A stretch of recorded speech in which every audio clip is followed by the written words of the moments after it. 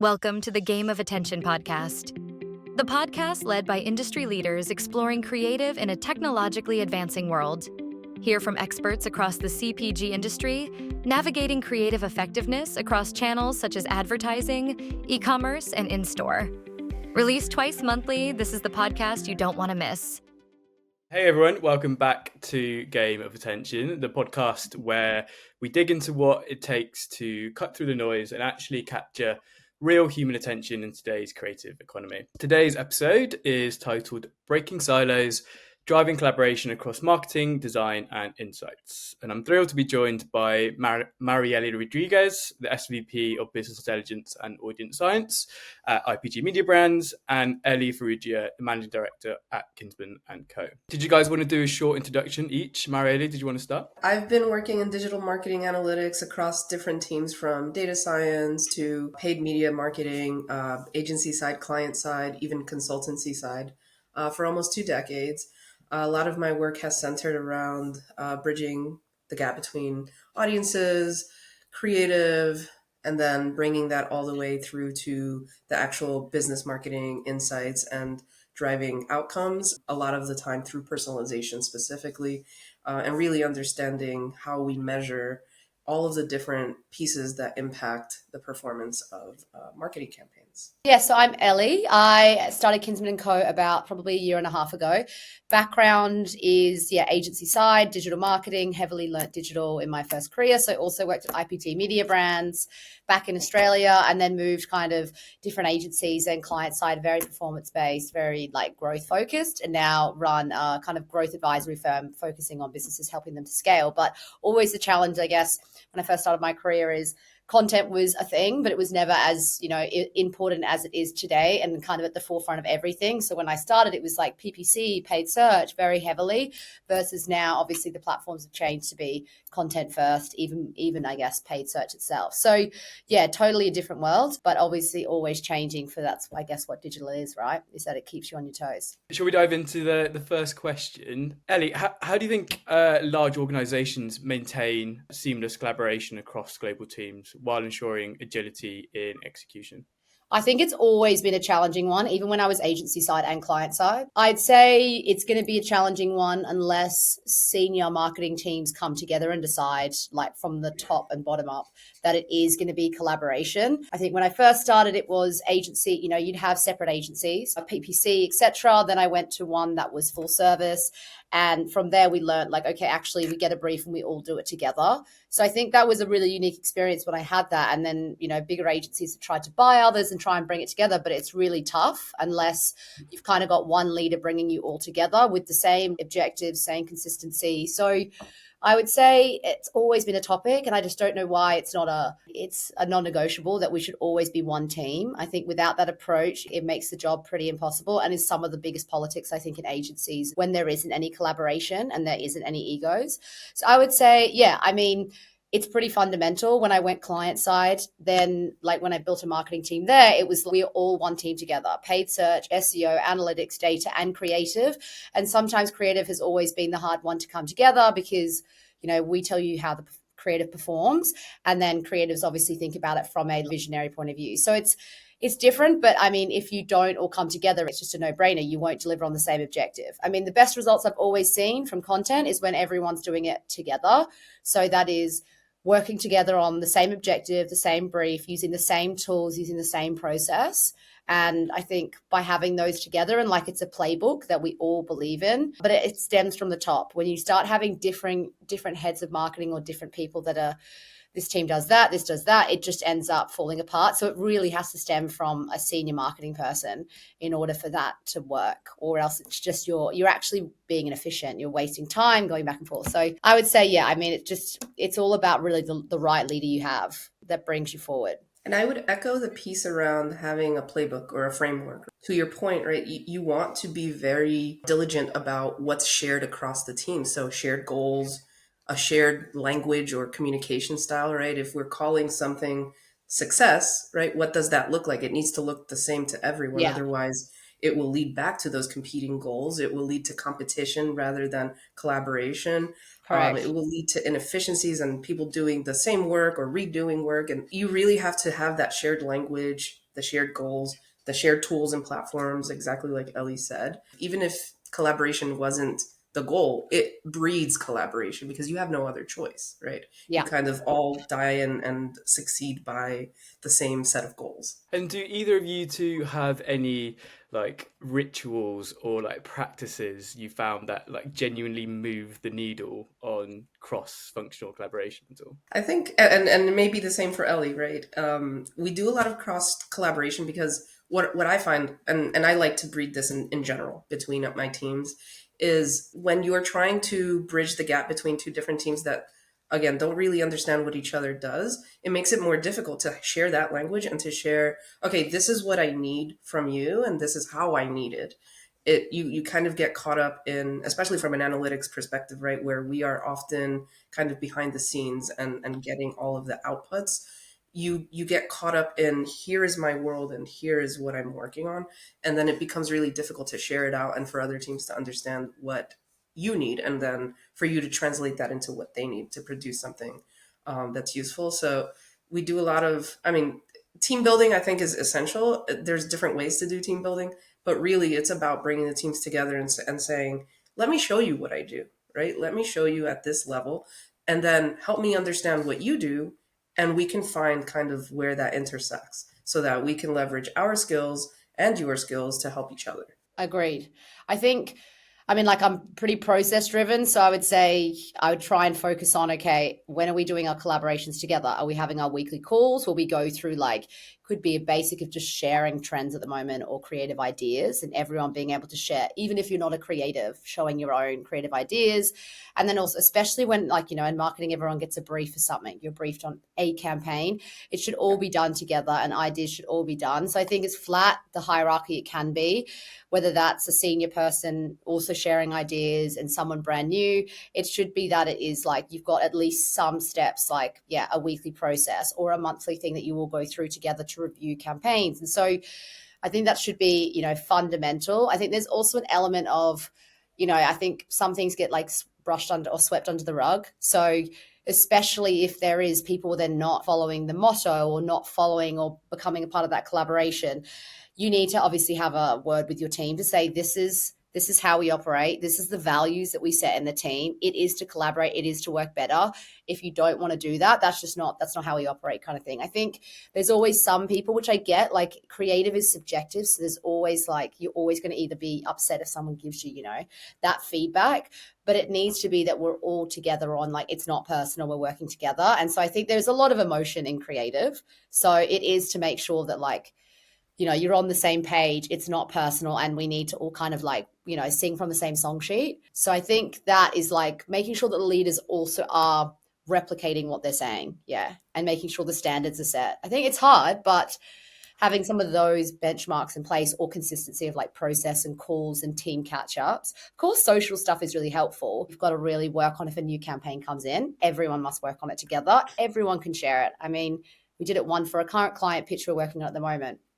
And we must all do it together. And when some people are not engaged in the pitch process, you know, I'll chat to them after and be like, hey, like what's happening? You know, everyone else is keen in it. You either want to be a part of it, it's a really cool experience, or maybe we need to find something, you know, we need to work on something. So I think it's like, it's hard with working remotely, but I think like you've got to make sure you have those one-on-one chats with people after to be like, are you okay? Like, let's make sure we're aligned kind of piece. Because it is hard. I mean, even more so remotely. I think that's the challenge. Second question, with so much content obviously competing for attention, how can brands ensure that their creative assets actually stand out and resonate with audiences as well? You know, it's funny when I tell people what I do for a living, right? It kind of, everyone boils it down to, oh, you're the reason I get all of these ads and all of this content is bombarding me constantly, right? A lot of what I do, I try to put my consumer hat on first because I'm also a consumer, right? I want to make sure that whatever I'm receiving is relevant. So I try to think from that perspective. And I think, and what we've seen in the industry over time, right, is that relevance is number one, right? If you're going to bombard someone with advertising, if you're going to show them some sort of content and messaging, it needs to be relevant to them, not just speak to who they are, but where they are at that time. It needs to understand what is their mindset, you know, what are their needs specifically. And you have to find them, you know, again, the right place, the right time. we've all heard that before. But what that looks like in practice is leveraging data, right? And instead of just Yeah. creating segmentations based off of, let's say, demographics or geography, we're digging deeper into kind of like behavioral triggers, emotional response, even understanding how does this move the needle in terms of brand relevance, and how is my brand resonating with your needs, maybe at certain localized events. Maybe there's something that's really specific about that audience you want to speak to at a given time. For example, if we have multicultural events throughout the year, then you want to speak to those audiences, if that is your target audience, through that lens, right, of what we're celebrating, let's say that given month, but also how then do we translate that to the rest of the year? So it's not just this one siloed message. The content really needs to speak to that person at the end of the day. So do you think it's more about being deeply relevant, but also being distinctive, or kind of like both? Yeah, you have to kind of bridge that gap, right? That's where things like DCO, dynamic creative optimization, right, comes in, because you can kind of understand those trends, leveraging some sort of machine learning on the back end very quickly, right? Here are the different components that someone is going to respond to, and as an audience, that an audience might respond to, and then get highly individualized and be able to give them something that's highly relevant, but also contextual, also very much about, here is exactly what you need to see on the back end.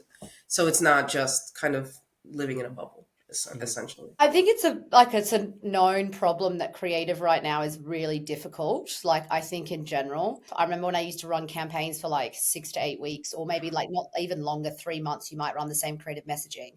But the stuff we're doing now with our clients is we're swapping it out every 2 weeks, because people are super fatigued of creative. So even every week, like, I mean, for beauty products, it's like every week. And like, even when we did, we run like Facebook, we run meta campaigns, there's like a full metric that you've got to be like A/B testing different audiences with different creative. And like, you would always have that as a normal metric. Like, you'd have retargeting people with these ads.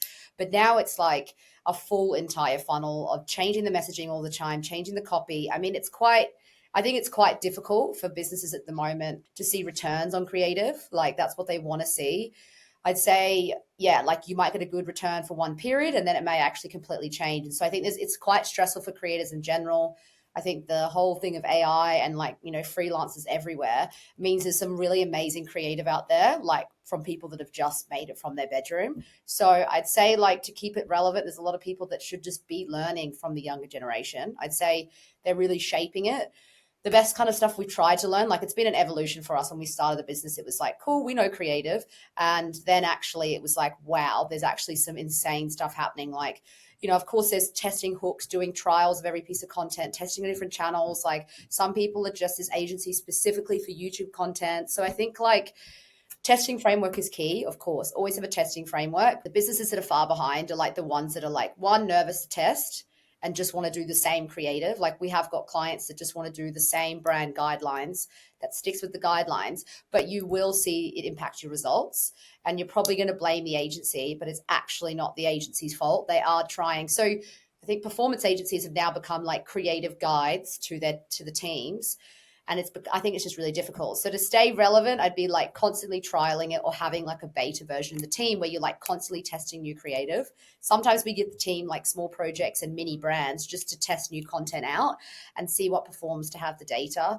I know some also big agencies like, IPG, etc. We were in a pitching process recently, and they have their own AI tool that they've created as like proprietary, and they A/B test all the copy as if like to a fake audience. And so they've got a constant testing framework so they can prove results to their clients without actually going live with campaigns. So like, I think there's some amazing stuff with AI for sure. I mean, I'm not like saying for a small agency, go build this. I would say it's just like, well, if you've got the flexibility to test creative, see if that hook works, see if it doesn't. I think there's amazing stuff with podcasting where like you can test so much content in podcasting. It's sometimes the hardest people to engage in. So like, test in a podcast nature, continue to test, make sure that the team are on the journey of testing, because people that's the hardest part, is getting people signed up to it. Staying relevant, of course, there's like trends, and you can use TikTok, like creator search insights, and there's great tools to use it. I think TikTok's tools are pretty good for like trends, but there's such a specific word with trends. I would say like everyone cares about the content being really unique. So if you're going to create something really funny, I don't know, about like Monzo does it really well with Greg's sausage rolls, and they created their own unique piece and they created their thing around it. They weren't looking to like go viral, but they were looking to, it was a funny piece and they've got their own brand. So I think last year everyone would be like trends. Now it's like, okay, create content that is unique to your brand, but like you just test different hooks, test what works well. Like you're not going to create a viral piece. Your ultimate goal is you should try and create engagement is the goal now, versus like, I think for creative teams to try and be ROAS measured is just too hard. It needs to be like just increase engagement, which is really hard too, because people are becoming less addicted to, I mean, they're trying to avoid being on their phone, and like it's hard to get engagement from people because people are so overwhelmed with creative. So I think I think it's really tough. I would say the testing framework has always seemed to work for us. Are there any kind of like frameworks or signals you look at like early on to judge whether something's actually going to cut through or not? In terms of testing or in terms of looking at engagement? Probably both, actually. And they kind of go hand in hand, right? Yeah. One thing that we've done that's relatively successful, and I've done this with several different clients at this point, is setting up a formal test and learn committee. And to Ellie's point, right, it has to become part of the culture. You have to ingrain that in the not only the client's culture, but also in your own culture and how you set that up. And so you kind of formalize a process so that you can quickly iterate through test after test after test and That's take awesome. the learnings and then apply it to the next test and continue growing, right? A lot of people want to kind of take everything and boil the ocean, right? Solve everything all at once, when in fact, it's kind of like atomic habits. When you build one thing at a time, you can build on top of it and you actually get exponential growth from that without necessarily overwhelming the team or overwhelming the process that you're doing, and even overwhelming your audience, right? Because as much as you don't want the same static message over and over and over, you also don't want constant variation that's confusing or contradictory or, again, exhausting people in a different way. Yeah, I think the committee thing is a really good shout. I mean, I haven't like that's a great idea, because the hardest part is getting approvals from the client. It's like a few weeks later. And so having a committee to be like, yes, no, let's keep going. I mean, getting a flow for creative is so hard versus like just doing big brand campaigns. I feel like there's a shift now that's like, it's not all about the big billboard ads. It's very much about like constantly getting content out across social media, which is a lot. So yeah, I agree, having like a committee or a check to be able to like say yes, no, yes, no. I mean, for us, we try on like also the metric side, which is like, okay, very much a change. It used to be like we would do everything for paid content. And now it's like everything must be organic content led, like all organic, and then you push it into paid if it works really well in organic, which is kind of the opposite way around. People would optimize. I mean, it should have always been the other way around. It should have been organic first, really, because it's the same platform. But as teams do, they separate and you go organic is this and paid is this. And you're both working with two different creators, but they're both going across the same platform. I mean, it's just weird. But anyway, so now it's like, cool, we'll just do organic social posts. Great. And if they work, we're then going to put them in paid. And so that framework then says, great, we can see more metrics with paid. So cool, is the CTR really strong? You get engagement rate from organic. So that tells you, great, it's already working. Then you say, cool, let's put it into paid with other variations. And then you can start to see more from paid, right? You can see, are we getting purchases from it? I guess engagement rate and click-through rates are like key just for measuring the quality of creative. And then you're like, cool, they're working well, let's put more into paid. And then you continue to run that process with organic. Keep going with organic content. The hard part with those platforms are, though, you must post at the same times and they love consistency. So like, it's so hard now. If we miss a day, our performance drops on organic. Like, it's just like, it wants you to be there all the time based on the algorithm. So it's wanting you to do more and more, which I find that is really hard. So you've got to just keep going with organic, and then that should feed your paid. It shouldn't be like two agencies for one, and you should be more cost effective, really. But yeah, engagement rates, click-through rates are kind of like your key framework, and testing on a fortnightly, even weekly basis sometimes. Yeah. And I think to add on to that, right, in terms of like having separate agencies, one that's running organic, one that's running paid. Yeah. One thing that we found successful is we created what we call a IAT, interagency team, right, where we are all working together for one single goal for that given client, right? So that not only are we doing all of the execution in an informed way where we're all speaking to each other, we're also measuring it in one big scorecard that has metrics across all of the different touch points, whether it's organic, paid, etc., right? And we can actually see everything together. We can see kind of how all of that impacts each other. And we have one story for the client, right? The client doesn't Right. have to go digging across and then getting, confusing messaging from one place or another. Correct. Yeah. So it's really key also to bring that together. I would even extend that to the testing framework, right? It goes back to that collaboration question around how do we bring the teams together? If we all have a shared goal and we all want to test together, we should be, have a regular cadence, let's say monthly, where you're bringing all these teams together and discussing, right? So you have like a planning component where you're thinking about, okay, what tests do we need to prioritize? Because you can't test everything, right? What are the priorities? What's that low hanging fruit? What's the impact going to be? How do we develop the hypotheses for all of this, right? It's kind of that goal alignment setting. Then you have the actual execution teams that are going to go out and say, okay, now we understand what you need and what you're aiming for. Let's set that up. Let's monitor in real time what that test is doing. If we're seeing, immediate success, we can start iterating very quickly. We don't have to waste time taking that test for months and months, right? You have the measurement layer where at the end of the test, you have your formal results, you're sharing it. The measurement team should also be tracking everything in one place. To Ellie's point, right? You have the yes, no, and then what comes next? What is the impact? What is the projected impact, right?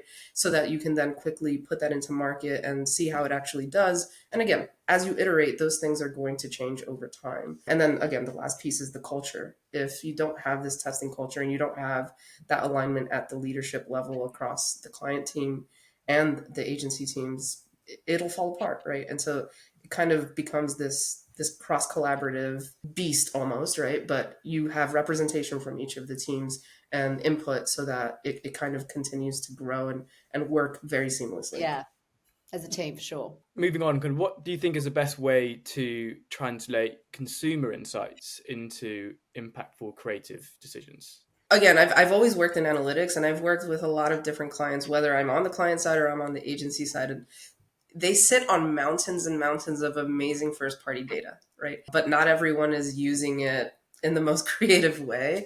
They're getting used maybe for like really amazing internal analyses or presentations or deep dives, and then they go nowhere, right? They just kind of sit there because it never makes its way to like a creative team or to like a marketing COE team or something like that, where they are making the actual strategic marketing decisions. Right. And it's interesting because we almost create those artificial silos in doing that.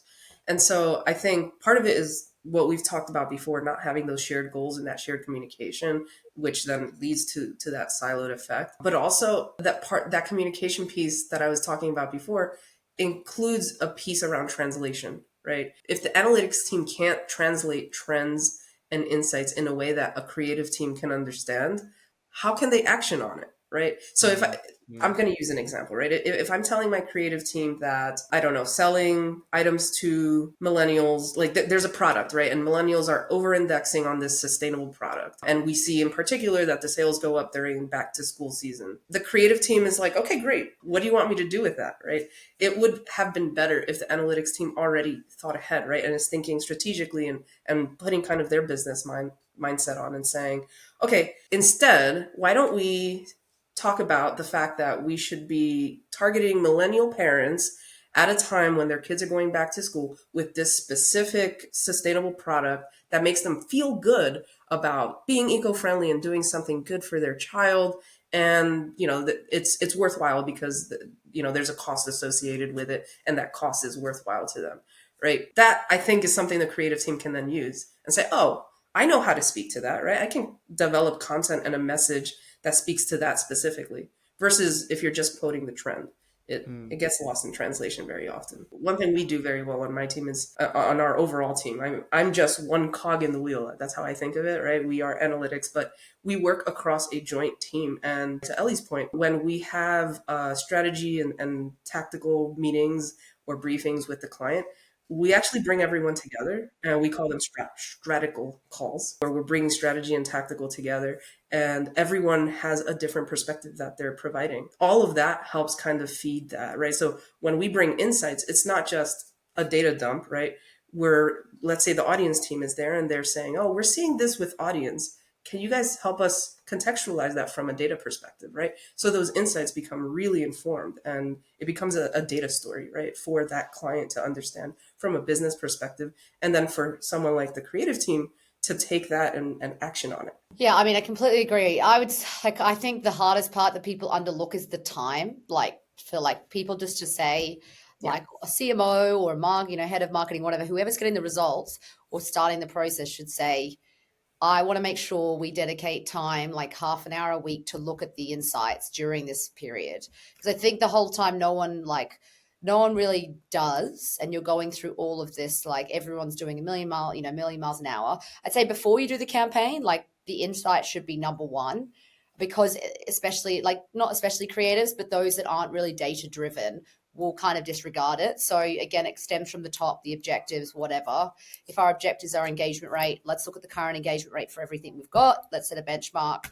And then like, this is the insight we're using. We're seeing we're getting more engagement from this audience. Then we're going to go with, let's say, this audience, etc. So you all need to agree. These are the metrics we all use. We're all happy with this. Let's now use the data to look at it. And now let's create the idea. So coming with the data at the start before you do the creative would be amazing. It doesn't always happen, but I'd say starting with it and then saying, okay, dedicating a certain amount of time to say we need to look at the metrics. I mean, I even know now if we miss our Monday call, we look through all the data, we're probably not going to be ready for the rest of the week with everything else, and we're probably just going to be scrambling. So if I would just say the biggest thing is about time and remembering to dedicate time to look at the data. Like, it just gets so overlooked.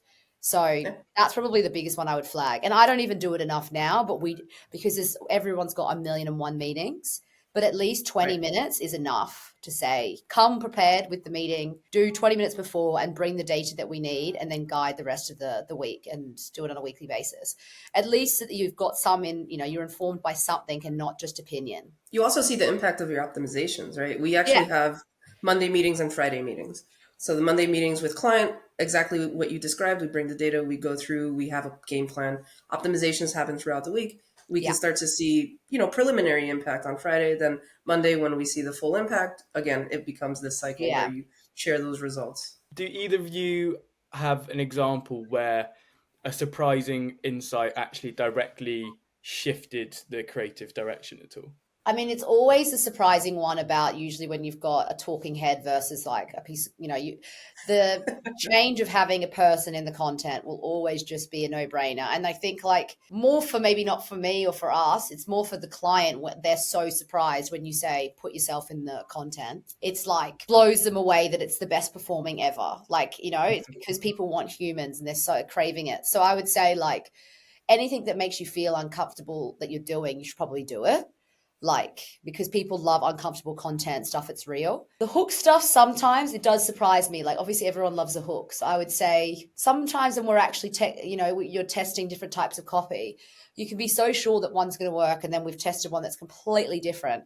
And actually it blows you away. And you're like, you've been doing this job for so many years. And then you think, oh shit, like totally like, I did not see that coming. Like we had one that was like, we A/B tested. I think it was like, she's allergic to sunlight, or it was like about a purchase something. And people just loved, they just loved the fact that she was allergic to sunlight, but it had nothing to do with the product. So it was like, we didn't think it was going to be that relevant. And sometimes everyone says, make it relevant, but like, it wasn't even that relevant. It was just the fact that people, they just love a hook about something that's like so uncomfortable. I'd say it's a bit of that. And even sometimes like poor creative can work really well.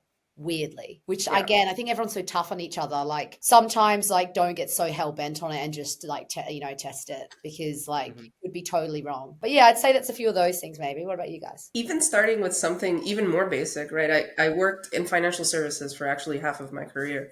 And they're a little bit further behind where a lot of other advertisers are kind of pushing, on innovation. And so it's really funny because things that seem like common sense, they're almost reticent to test and to try them out. Yeah. Because, this has always worked and this is the right thing. And so it was funny. One of when I worked client side on financial services side, one of the organizations I worked with, the most simple insight that we again thought was common sense was around when the consumers are logging into their accounts to check their bank statement, right? Having kind of a screen when they're logging in that gives them relevant information to something that we have identified as a need based on their transactions or based on their previous history.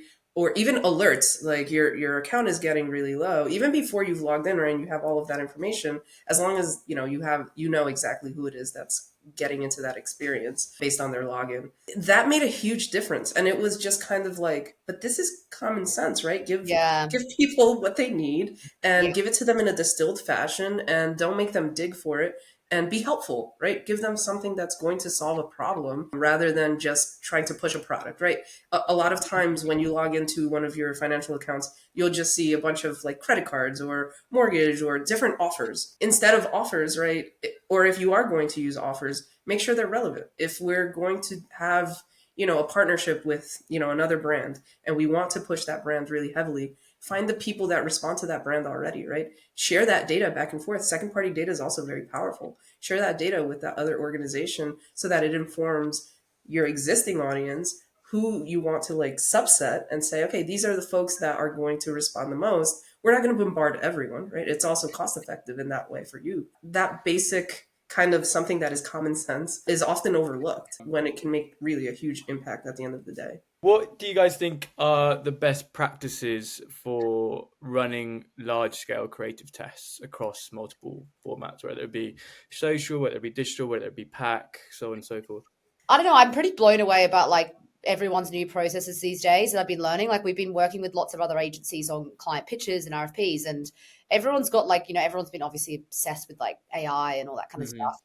So I think if you've got lots of options of using AI tools, whether that is ChatGPT or one that's internal, I think first of all, being able to have a metric where you can spitball and test ideas already, and people coming together with lots of ideas, like a full brainstorm. I think people don't do enough of like sit down brainstorm. It's like go, go, go.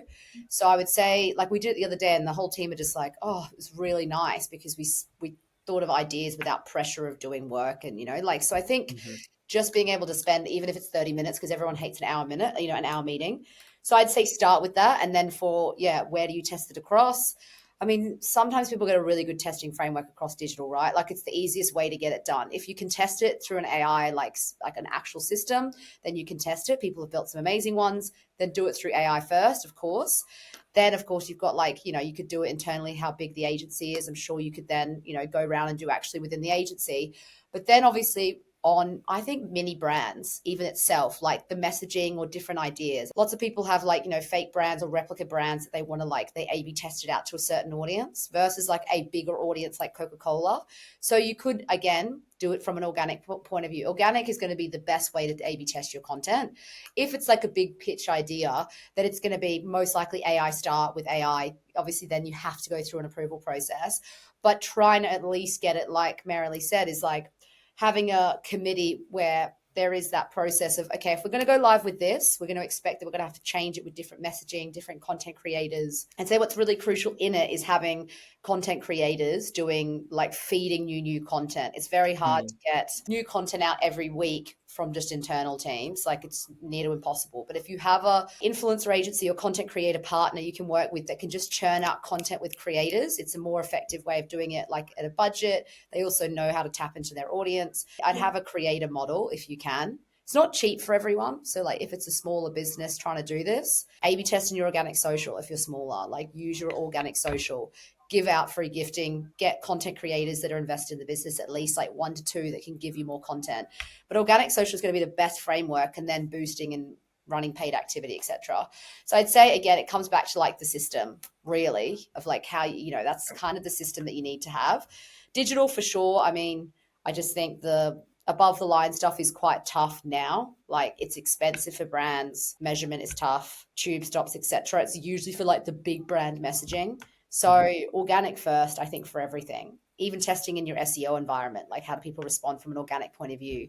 Then also in your own community, if people have got communities of meta channels and they've got direct message and all that, how everyone's got their channels these days, there's such a big community word. If you can test it with your own community, do that first. But not everyone has the luxury of a big community. But a brand like Mob, who's that big cooking brand in the UK, has an amazing community. They do a great job. Dirt Tea, I'm they know I'm obsessed with them.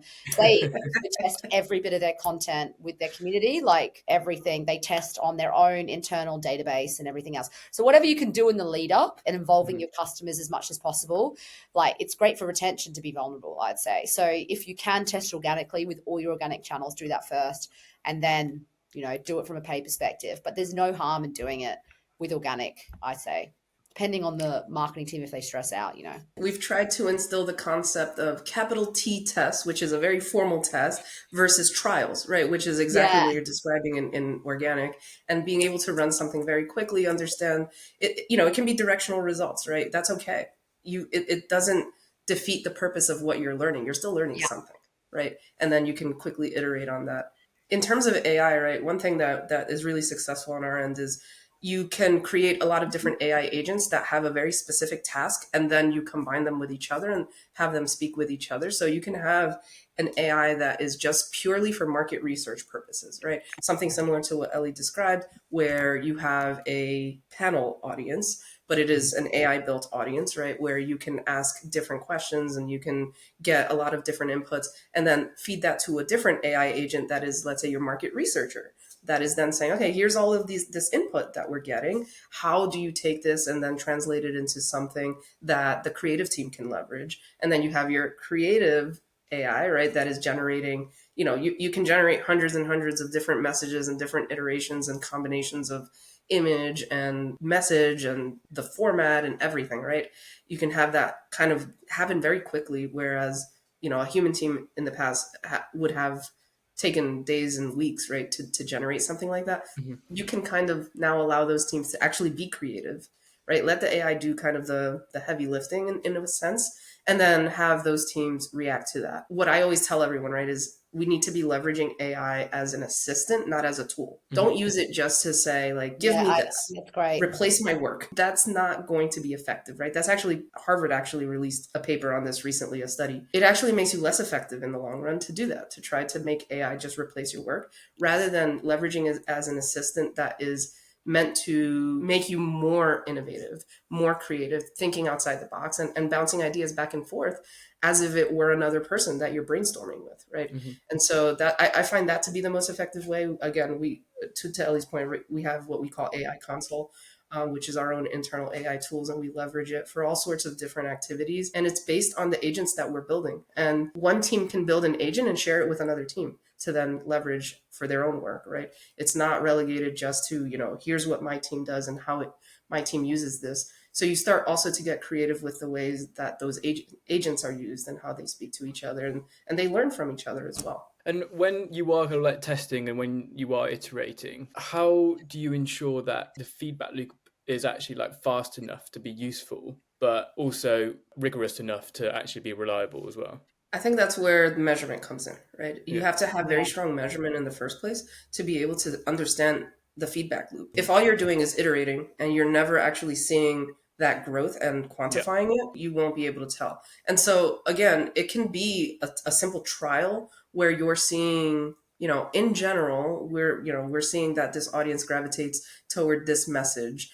We're seeing the downstream impact. Maybe it takes a few weeks to actually see that impact, but we see the upstream, we call them like the optimization metrics, right? We build these multi-layered measurement frameworks. So let's say that, we're looking at driving awareness or driving consideration of a given brand or of a given message. We can't necessarily optimize to that in real time, right? Because it takes quite a long time to change the awareness and how someone perceives your brand and whether they're considering a product. But what we can understand is, let's say we have brand lift studies in market at the same time, and on a monthly basis, we're seeing how that percent changes over time, right? If we have something new in market and we test it and we see that lift jumps a little more, even if it's not statistically significant, it's directional and telling us we're moving in the right direction. After several months, maybe we reach statistical significance, but we don't need to wait for that, right? We already know this is effective. Let's start iterating on it. So you have to have pulse checks. And again, this is part of that same committee. And like I said, maybe set up a monthly cadence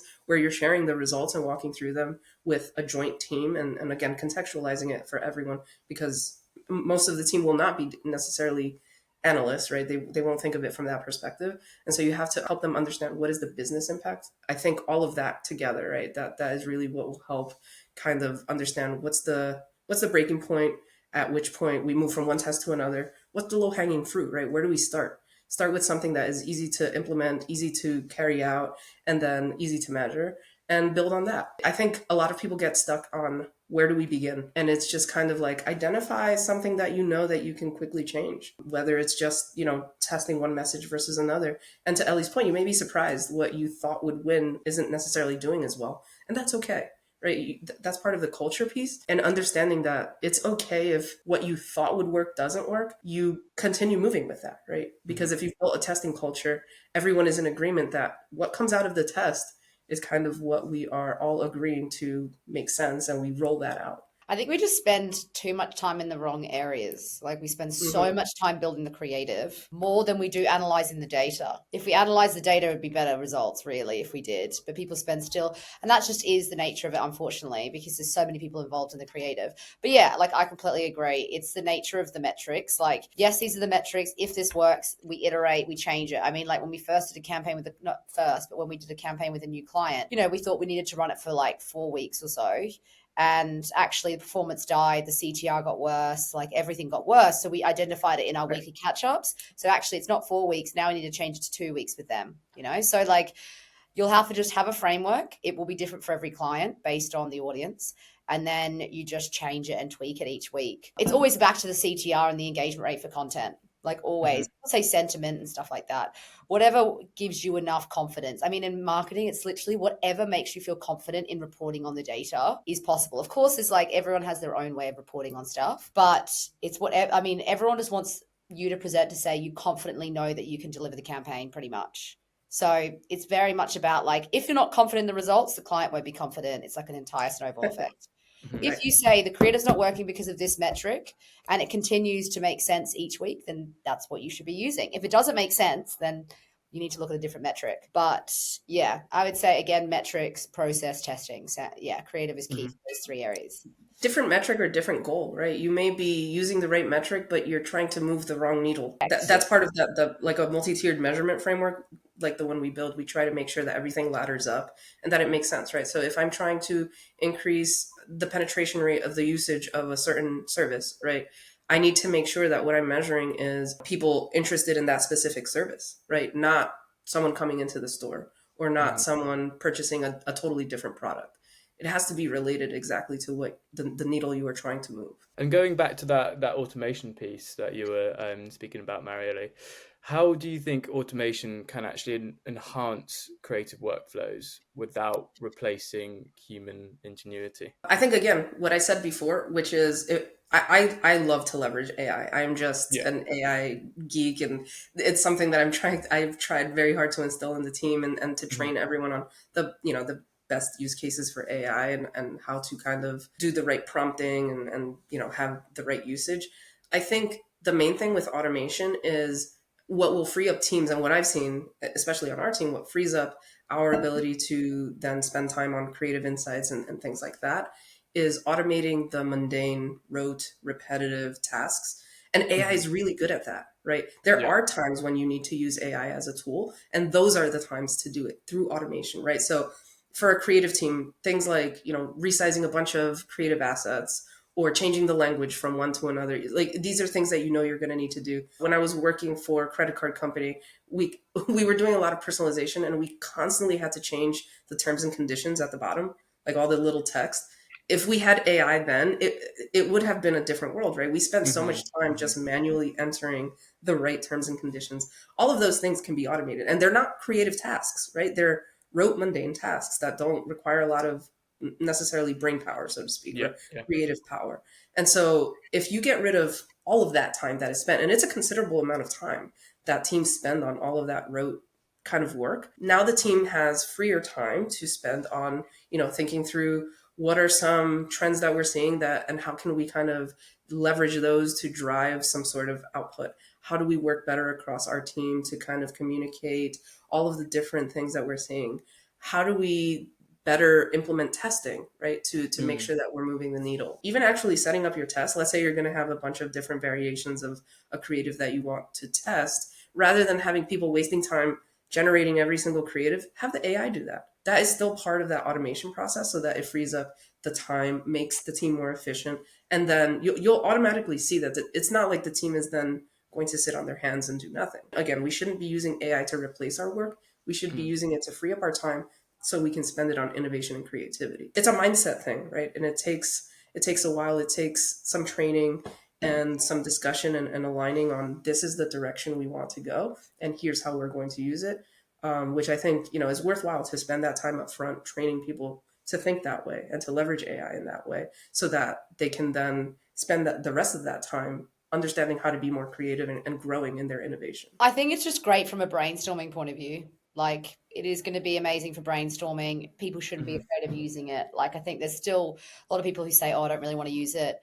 I think there's an element where you've got to have boundaries with it, which is quite hard, I think, because like I'm not a good example. I use it so much purely because it's great for me starting a project, great for me like picking up something and I do things faster. My biggest like challenge with it is it has created it's essentially created a culture that everything just must be done quickly and at speed. So like people are overwhelmed, people are doing too much work. Like, we used to do responses to clients in like 3 weeks or something. Now it's in 4 days. Like, it just means because the whole culture is, oh, well, I can just do it myself if you can't do it, like I remember in other companies where I worked, everyone would say, oh, well, just don't worry, I'll just do it. So I think it's created not a great culture, and like people don't push back on timelines. I think that's just one that would need to be considered. It means that content needs to be sped up all the time. But I just think like we need to have boundaries still, or else it will it will impact a lot of people. So yeah, I think just always pushing back on timelines is pretty key for it, because everyone assumes everything must be done ASAP because of the tools. It's a bit of a detriment, I think, to especially new, there's always the element of like people learning, etc., making sure people are learning and not just through AI. I think that's why new starters should come into the office, etc. But we shouldn't be putting on assumptions that they can do things so quickly they're still learning. I think it's just the expectations do need to be adjusted from a senior level. But it's difficult when things are done so quickly now. And are there any kind of parts of the process that you think shouldn't be automated? I think the brainstorming shouldn't be automated. I think, again, use these tools as a way of helping you brainstorm more.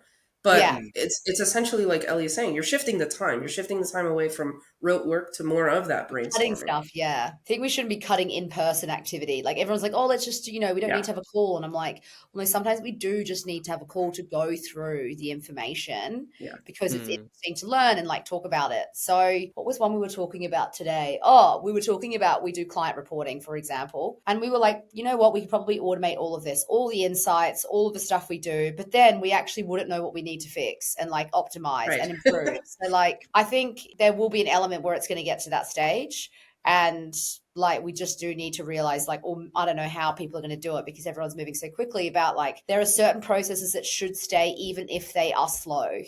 They should stay, like reporting is painful. Reporting on creative metrics is painful, but we should be probably like doing it so that we actually know how things are performing. So I think there's a reason for certain things, and we can't automate everything purely from a it's important for development kind of point of view, as well as for your client. Like every client knows you're doing kind of chat GP on the side, but don't send an email to a client which has got all chat GPT text and copy and like they're not paying you for that. That is key, right? That's that. And I love that, because that's part of what I'm trying to train into the team as well, right? You're going to get an output that's meant to contextualize what you need to look at. So let's use that same example, right? You have mountains and mountains of campaign level reporting data. You can use the AI to automate how that data is put together. Let it highlight the trends, right? Yeah. But it doesn't necessarily write the insights for you. What it can do, and I've created an AI agent that we are actually trying to implement on the team now, where it's looking at all of this mountain of data. Let's look at the trends. Let the AI highlight those trends so that your team isn't spending all the time on that piece. Exactly. Instead, they're honing in on that. Exactly. And then they are developing the insights based on those areas, right? And the insights themselves are contextualized by someone who understands the campaign setup, has been talking to the strategy, planning, audience teams, right? The creative team, and understanding all of the nitty-gritty components behind the scenes. Our team actually spends a lot of time sitting with the other teams to understand everything that happened upstream, and how that could have impacted the results, so that then our insights are looking at this broader trend. And again, we follow this framework that we actually train the rest of the team on, and we call it IDEA, where we have different components to it, right? And the IDEA piece, it's an acronym we use. I'm trying to remember exactly what each one is. But I was for identifying the actual trend that's happening, right? And again, that's the piece where you can have AI do it. Let it go ahead and identify the trend. But then D is really understanding what is the deeper piece behind it. What is actually leading to this? What is actually causing this to be a trend in the first place? There's some deeper meaning there, right? And AI may not be able to pull that out, right? Because it doesn't have all that context that all the other teams had, that then our team is interfacing and pulling out of those teams. The E, and again, I don't remember exactly what these stood for, but the E was all around how do we explain the why? Why is this important to the client? Why is this important to the business? Why do we need to pay attention to this trend because we don't want it to get worse? Or it's really good and we want to do more of that. Yeah, always the why. And it's hard to get that out of people, just to say, like, you need to say why this happened, and like also what are you going to do next about it? Like, you know, and that's exactly. That's the A, was anticipating what to do next. Yeah, that's nice. Absolutely it. I love that. It's quite a powerful reminder that the future of creative, it seems like, isn't man or machine. It's like the combination of both that really kind of unlocks that magic, really. Guys, I think we're at time. This has been absolutely brilliant. Thank you so much for sharing so many tangible insights. And to our listeners, if you found this useful, please make sure to follow Game of Attention, share it with a colleague who's potentially drowning in content calendars, drop us a review. It helps a lot more than you know. And until next time, thank you very much. Thank you so much, Tom. Thanks, Thank guys. you all. It was nice to meet you all. Bye. Have a good day. That's a wrap for this episode. Thank you for joining us. If you enjoyed this episode, be sure to subscribe, leave a review, and share it with your network. Your support helps us keep bringing you fresh insights and expert advice. Want more content like this? Head over to dragonflyai.co and check out our resources page. Thanks for listening to Game of Attention. See you next time.